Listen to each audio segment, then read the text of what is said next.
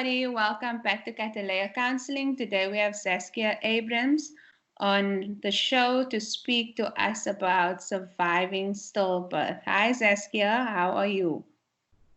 Hi, Jill. I'm fine, and you? I'm good. Thank you. Thank you so much for availing yourself to speak to us. I'm very grateful that you are willing to share your journey with us and share your experience with us. Thank you, Jill. It's only a pleasure. We Okay, so all need to tell a story at some point. thank you. So the platform is yours. Thank you, Jill. Well, trying to prepare for this was quite a little bit difficult because people asking in general about how it happened, what happened, it's completely different to actually telling the story. So it's the first time I'm telling the story. I was very young, like 19 years old. And at that point, you it's already a struggle because you're young, you don't know what's going on really, your families are upset, and it's a lot to deal with. So at that point, I was about 7.5 months, and the family or both families just started getting used to the idea, and which makes it then a little bit easier as well.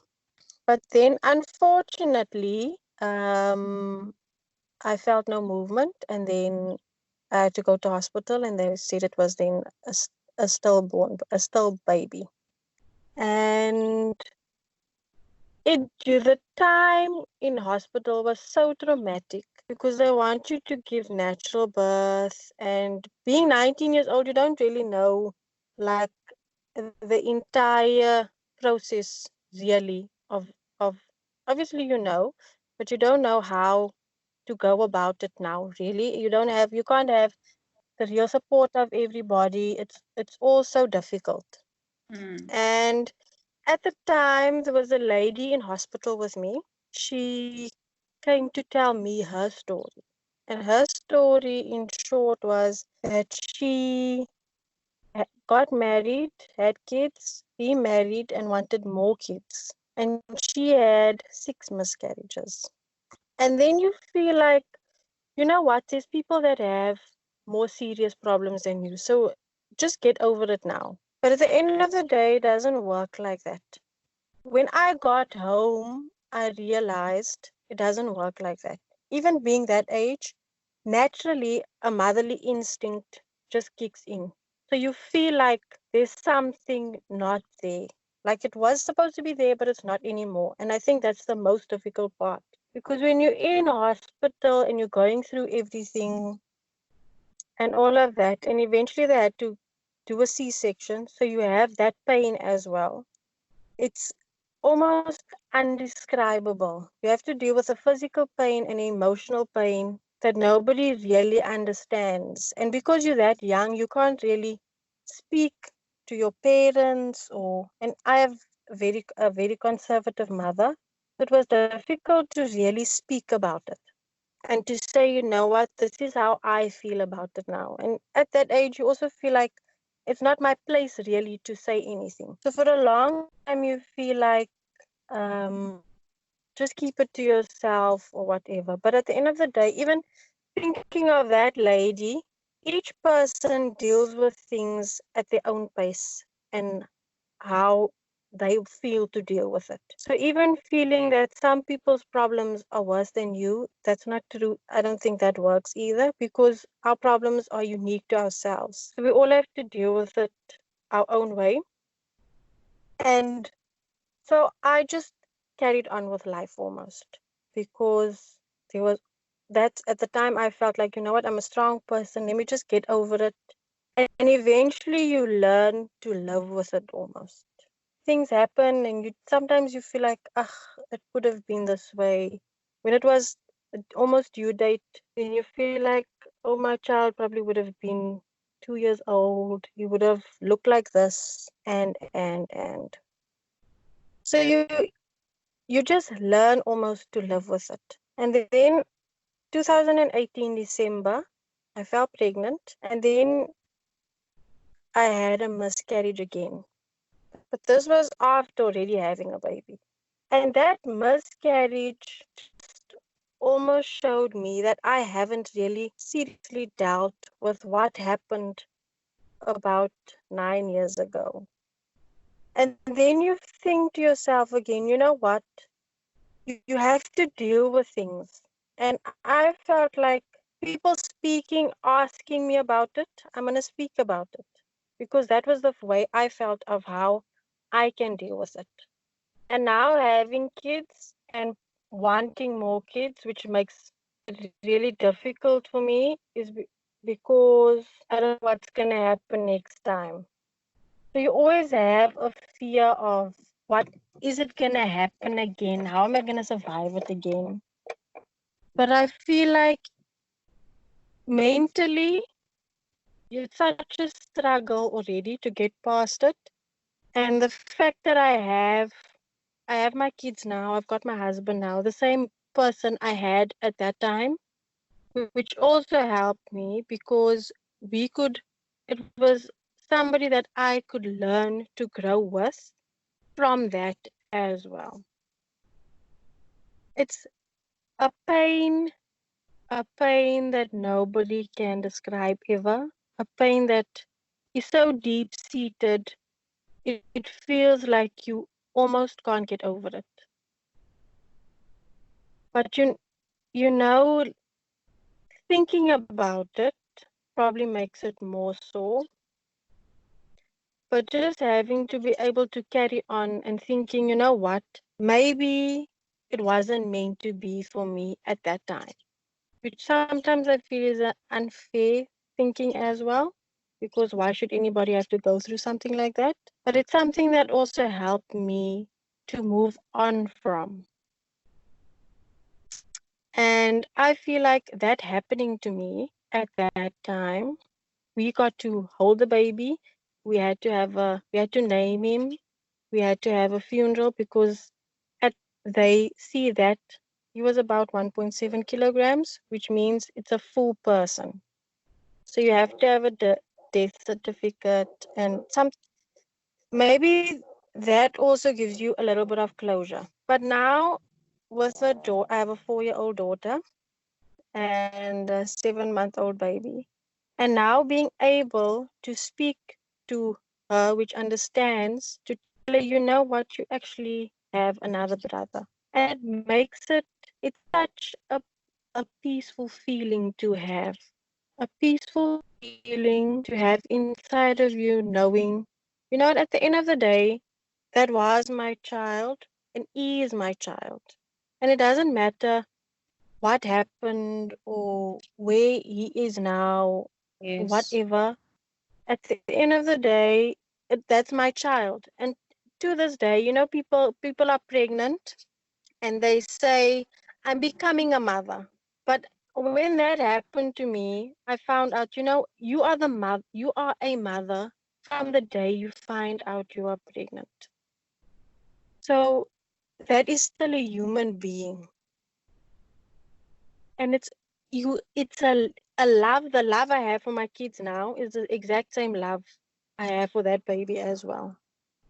And Yes. it's amazing to think that you're that young, you have to survive it. You have to survive. You don't have to survive it. It's difficult to say you have to survive it. And there's so many women that probably don't even survive it because it's such a scary and traumatic thing to go through.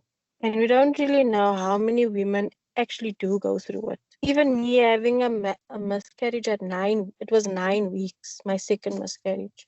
And it felt like I gave birth to a stillborn baby again. And then it makes you just think again, you know what, we have so much to be thankful for.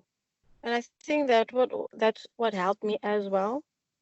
I did lose something, but I also gained a lot. I gained two beautiful kids as well. And for me to be able to tell my story again feels to me as if I've gained the opportunity to help others then. Not saying that not saying that what happened to me makes it better for the next person. Not at all. Because we all have to deal with things at our own pace, especially because it's a mental thing. Losing it, your love is in your heart, but your love is in your mind. And you feel your heart pains, but your mind remembers the pain so much more. Your mind remembers the love, your mind remembers everything that you had to go through. So mentally going through it is the most important part almost. Your heart can always recover. It's like a breakup. Your heart can recover, but your mind and dealing with it in your mind is what is so important. And when I was 20, 22, I went to see someone because then other things happened in my life. And then you feel like maybe because of that happened, I'm not, I can't complete other things in my life. And I went to see someone. And then it helped, but it didn't help. Because I felt like, yes, speaking to it and speaking to somebody that doesn't know you, an objective person, helps as well because they're not there to judge you or anything like that. But at the end of the day, just for you to realize that, you know what, it's fine. And it's fine to be sad some days, it's fine to cry some days. You just have to find your way of trying to deal with it. So I think that was my way, and I'm glad could I could go through it. I'm not glad I could go through it, but I'm glad that it's something that I could learn from, Yeah. especially being as young as I was. Because Mm. being as old as I am now, I look back at that girl and I think, you know what? At that girl probably needed something like that at that time. And me now, at this time, I'm glad it is something that I could build on for me now. And I'm Yes. sure getting older, it will be something I can build on becoming a different type of woman in the future. And not only a woman, but a mother as well. Because that's the most important part of it. Being the mother you are able to be, no matter what. Mm. That's Yes. my story, so Thank you I'm so very much, Zaskia. I glad wanted, you. sorry, No, no, say. I wanted to ask you for the moms out there who wants to know how do I get the courage or where do I find the courage to try again? Because you're also saying that fear that you have because you don't know what will happen again. Where does one find that courage to try again? You know what, Joel? The second time I fell pregnant, I was a few years older, and it just happened. And I was so scared for the first few months because I, I felt like I didn't enjoy the pregnancy completely either because I just wanted to get past 7.5 months. That was my goal to just get past 7.5 months. And at the end of the day, I feel like um, when you get to that, when I got past that time, I felt like, okay, you know what? And so many people say get past 12 weeks, then you are in the clear. But it's not really like that because until you don't have that baby in your arms, you will never, it will never be in the clear. Yes. You always want what can happen. And then when I went the second time, I, you just feel like people have miscarriages. It will be fine. It will be fine. There's so many people that go through miscarriages and they have kids, and it's so you'll be okay. And I feel like I have a love for kids. I can try, but Yes. finding the courage to actually do it, I don't think you ever really find it. It is the my pregnant. I had difficult pregnancies as well, so it's so scary as well to go through that. But I think you as a person thinking of how you will raise your kids and the love you have for your kids, no matter what really happens, should you lose the baby or not, should you lose the baby or not, still keeps you going. And with the second baby as well, I think it was worse then. With the second baby, it was worse. But finding the courage, Joel, I don't know where you actually can find the courage. Yes. I think for each probably be different and to have Yes, the hope it's such to have it work out. like at the end of the day, finding the if you have the my mother's sister had a miscarriage at like 4 months, and she just felt like she's never gonna put herself through that again. But I feel like if you feel like it's something that you want in your life, then go for it. At the end of Yes, the day, we don't have control over what is gonna happen. yes. There's very little we So can your control. yes, your courage should be within you, and knowing that you know what it happened, and you can try to move past it, but don't Mm, let it be something that keeps you from having further joy in your life. Because that's at the end of the day what we also have to have. We have to be happy. We have to enjoy our lives also, because that's what yes, we were made to do. yes. So And also, say, so that should be part of you moving forward and moving on. You just to be able to not only have the courage to try again, but to also to try for yourself to get past whatever you need to go on with your normal daily life. yes. And I like what you said earlier because pain is valid. It doesn't matter how anyone else sees the situation, but pain is real and your experiences are real and it's valid. Whatever you feel, it is a valid experience. So whether someone loses their baby at 2 months or 4 months, or that pain is very, very real and very, very valid. Yes, it doesn't matter. It Mm. doesn't matter if it was whenever. And each person's experience is different as well. And the way I deal with pain is different to the way the next person does. That's why I Yes, say I don't believe in people saying, "Ah, you know what, those people have worse circumstances or whatever." Your situation is unique to you. And whatever bad is happening to you is bad for you. It doesn't matter if the next person is going through so much worse. Your ye- pain is bad for yourself, and it's something that you can only can deal with. So yes, not to shoot off what you are feeling because the next person is going through something even worse. But that's their worst for themselves. yes. And this is your worst, and it's fine for you to feel it. Yes, at any time you are allowed to feel whatever you want to feel. There Yes, shouldn't be a restriction to how you are feeling, because then we would never have pain at all. We just have to survive life. Then we would be like animals. mm. Mm. In closing, is there anything you would like to say to motivate anybody out there who has experienced something similar to you, who also carries around a pain that is not easy to explain? Yeah. You know what, Joe? I feel like the only thing I can really say is, you know what? Don't give up on loving. Not only loving yourself, because you can easily blame yourself as well.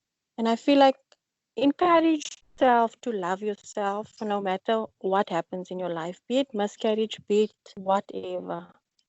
Yes. Just try to continue loving yourself in anything, and that should help you to try to work through anything. Yes. Thank you very, very much, Saskia, and thank you for your time and thank you for sharing your story with all the viewers and with myself. I really appreciate it. Thank you, Joe. It was so nice for you to ask me to do so.